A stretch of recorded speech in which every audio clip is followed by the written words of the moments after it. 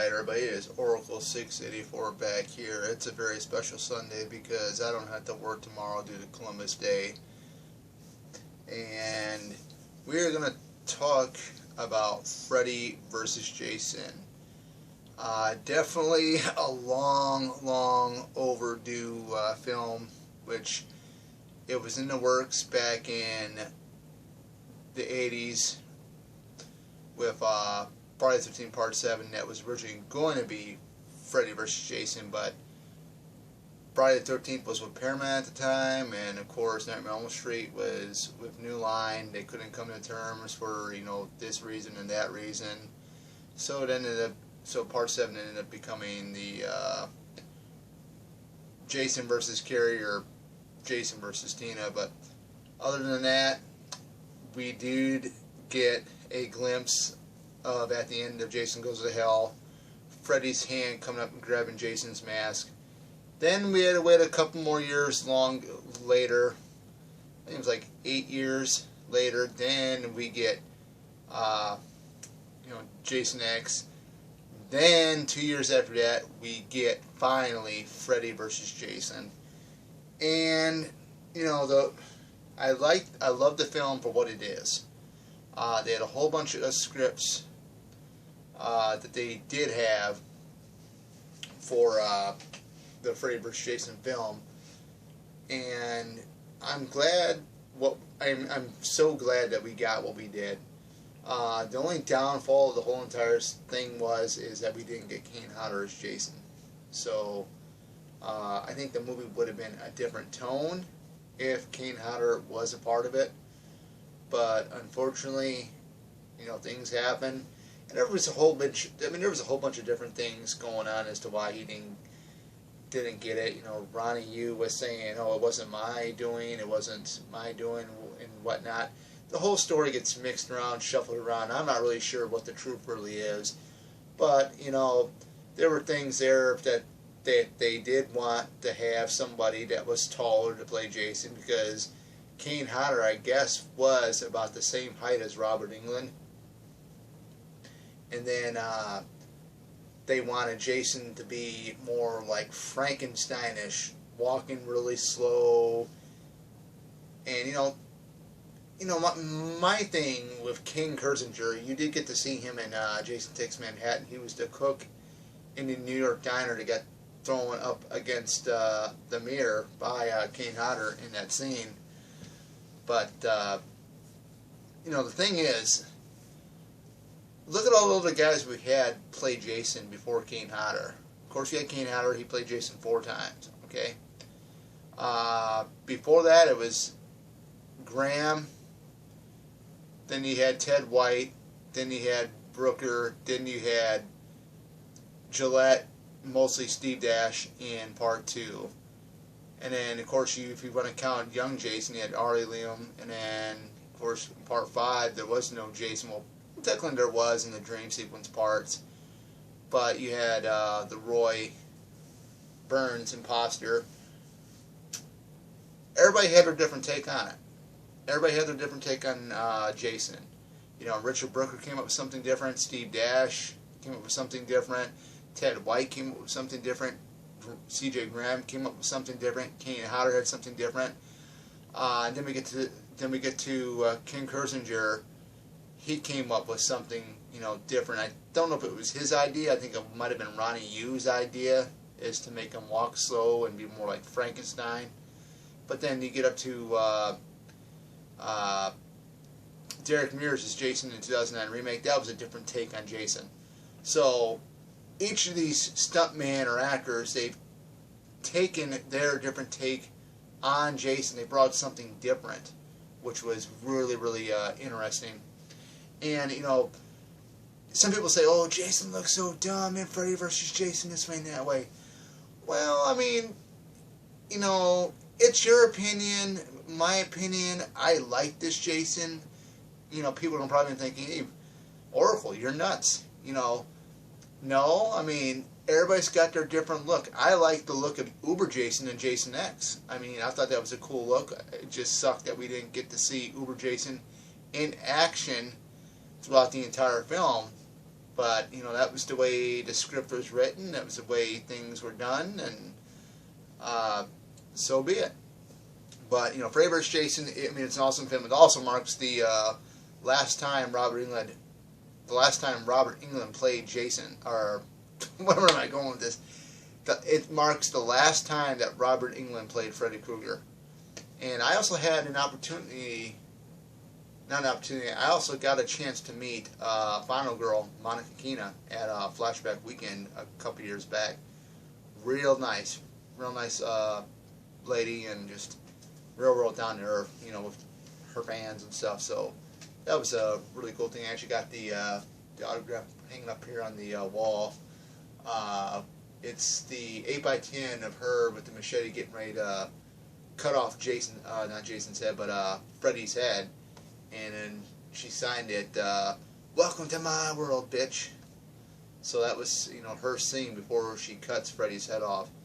But, you know, other than that, I mean, the movie is great. It's more of a Nightmare on Elm Street than a Friday the 13th. But you do get both of a blend. I do like how they recap the past Nightmare on Elm Streets in the beginning of the film. That was huge. I wish they would have done that with the Friday the 13th. Would have recapped all those, but they didn't. I don't know if New Line couldn't get the rights to the original 8 Paramount films for that specific reason, probably. But you know, other than that, I mean, the film's great. I love the cast. I love the characters. Of course, we get Kelly Rowland, who was part of Destiny's Child. I thought her acting skills were pretty good. You know, not bad coming from a musical background. So, you know, the whole premise is Freddy Krueger is basically stuck in hell, I think. And everybody in Springwood figured out how the way to beat him. And that is to forget about him. So what he does is he brings Jason back. And Jason is spreading the fear of the people in Springwood, and everybody's thinking it's Freddy Krueger doing the killings, when in reality it's Jason doing the killings. So that stirs up a whole lot of things. And then we get to the first battle between Jason and Freddy, and it was a dispute over, you know, the kill over Gibb, who was played by the actress. I'm trying to think of the actress's name. Catherine Isabel. There we go, Catherine Isabel from American Mary, which, you know, I didn't really care much for, you know, that film. But other than that, that whole dispute between the kill that was supposed to be Freddy's kill with Gibb, and Jason beat him to it, you know. And that's what sparked the first round fight with Freddy and Jason, which it was basically Freddy beating Jason up in the dream world. Of course, Freddy's going to have the home field advantage in the dream world because he can do anything. And but the best battle of all is between the two battles between Freddy and Jason in this film is the second battle. It gets kind of not cartoony, but kind of a little off the wall, because you got a Chinese director, Ronnie Yu, and he comes from he's done some films. I think he did I want to say Fearless with Jet Li. I'm not really sure. I would have to look that up later, but he had fight choreographers on his crew. So when you see Freddy Krueger and Jason fighting in that second round fight, it's all choreographed like it's martial arts. You know, you got Freddy Krueger doing a kick here, and then you got him jumping up and then doing like an elbow dive thing off of Jason, and it's like, man, what the heck are you seeing? But it's all part of the fun of the film. I mean, it's what it is. Now, going with the dream sequence with how Jason drowned, I guess, Ronnie, you never seen neither the Elm Street or Friday the 13th films. The way Jason drowned in this film, the kids push him into the water off the dock or raft, whatever you want to call it. In the 1980 Friday the 13th film, he swims out too far and he ends up drowning because he's not a good swimmer. So, yeah. I mean, there were some elements there. I mean, I did like how the young Jason looked. I thought that was pretty impressive, how they did that. The other thing is I couldn't quite figure out why that dream sequence with Jason when Freddy goes into Jason's little skull, his blade of his index finger, I believe that's what it was. In that whole dream sequence of Jason dragging that dead body through the water, and here's a house. It's partially in water, and then Jason enters it and goes to his bedroom into the closet, and all of a sudden the closet's filled with like a wall of water, and there's bodies floating around in there and whatnot. I thought that was pretty strange, but hey, it's the dream sequence or whatever you want to call it. But I mean, this has got some funny moments in it. I mean, you gotta laugh. I thought the whole thing when Freddy does come out in the real world in this film, and he's already doing Laurie, and he realizes, and then here's Jason on the other side of the giant cabin, waiting for him.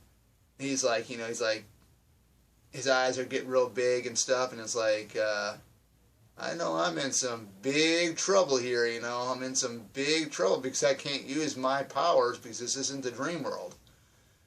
And no, no duh, because, we've seen Freddy in the real world before, and without the dream powers, he's basically, he's basically like a human being. That's basically what it is.